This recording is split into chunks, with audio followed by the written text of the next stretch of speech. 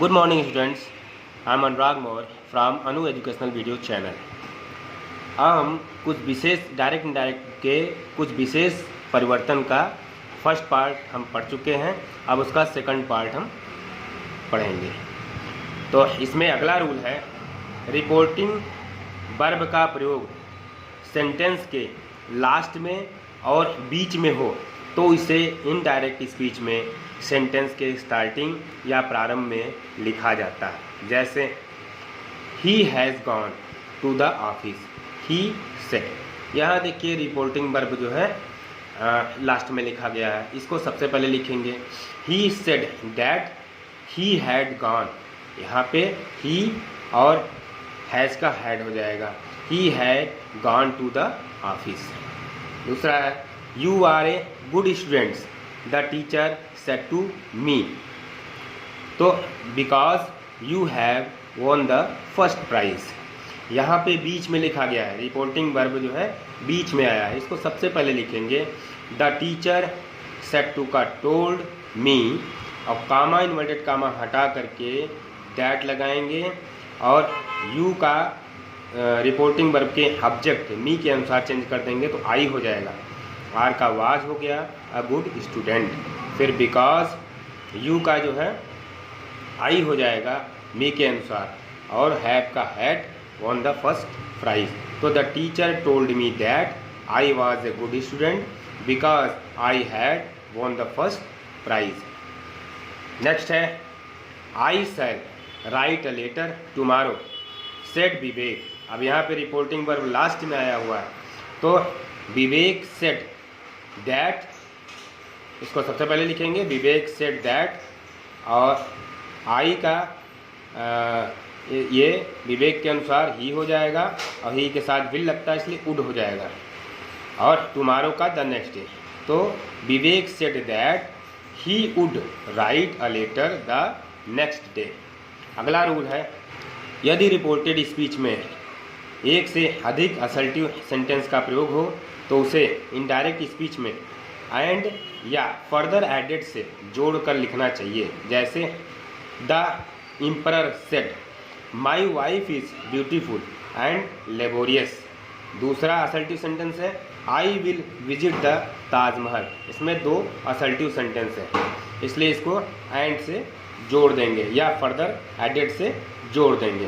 तो the emperor said comma inverted comma हटा के दैट लगाएंगे, और माई का एम्परर के अनुसार हिज हो जाएगा, हिज वाइफ इज का वाज ब्यूटीफुल एंड लेबोरियस।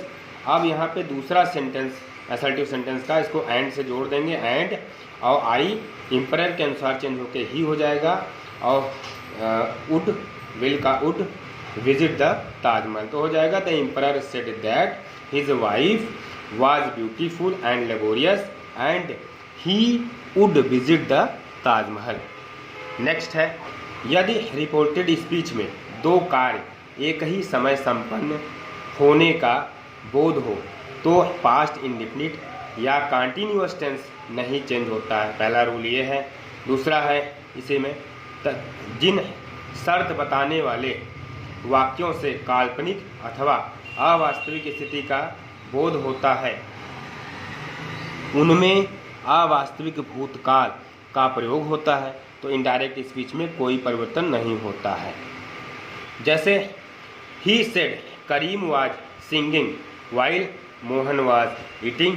इसमें दोनों कार्य एक साथ हो रहे हैं, ये पास्ट कंटिन्यूअस के टेंस हैं दोनों, तो ये चेंज नहीं करेंगे कि करीम जिस समय करीम जो है गा रहा था उसी समय मोहन जो है खा रहा था, दोनों कार्य एक साथ हो रहे हैं इसलिए ज्यों का त्यों रहेगा, इसमें कोई बदलाव नहीं होगा इसके टेंस में।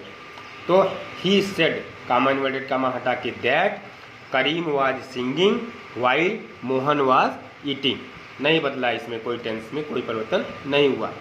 तो she said to me if I were a bird I would fly to you, ये कंडीशनल सेंटेंस है।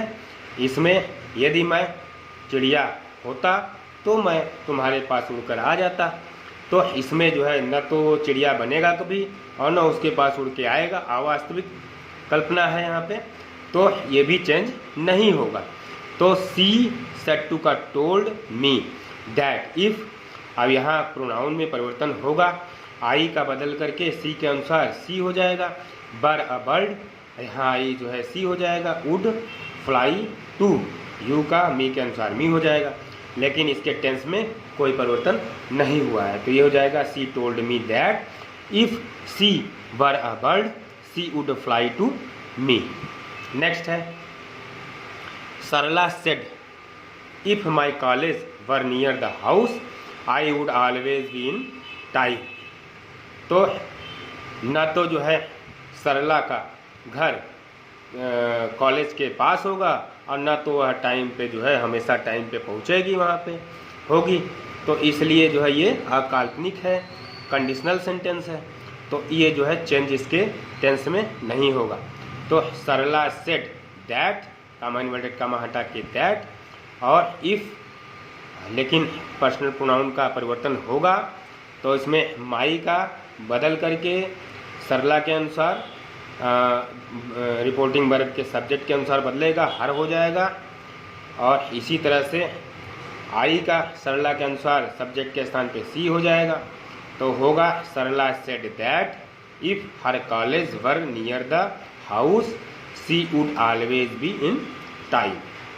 Next sentence beginning with sir or madam. तो यदि डायरेक्ट स्पीच में सर या मैडम का प्रयोग किया गया हो तो इनडायरेक्ट स्पीच में चेंज करते समय उसके जगह पर रेस्पेक्टफुली शब्द का प्रयोग किया जाता है, यानी सर मैडम हटा करके रेस्पेक्टफुली लिख देते हैं। इसी में है रिपोर्टिंग वर्ब को चेंज करने के लिए यह ध्यान रखना चाहिए कि सर या मैडम के बाद किस प्रकार का सेंटेंस है, जिस प्रकार का सेंटेंस रहता है उसी के अनुसार जो रिपोर्टिंग वर्ब है वो चेंज होता है। अगर इंट्रोगेटिव सेंटेंस है सर मैडम के बाद तो रिपोर्टिंग वर्ब इंट्रोगेटिव मतलब आस्क्ड हो जाएगा, और अगर इम्परेटिव सेंटेंस है तो उसके अनुसार रिक्वेस्टेड, ऑर्डर्ड जैसा सेंटेंस होगा वो रिपोर्टिंग वर्ब चेंज होकर वैसा हो जाएगा, और अगर असर्टिव सेंटेंस है तो टोल्ड में बदल जाएगा सेड टू। तो देखते हैं आगे एग्जांपल से। The student said to the teacher sir may I come in.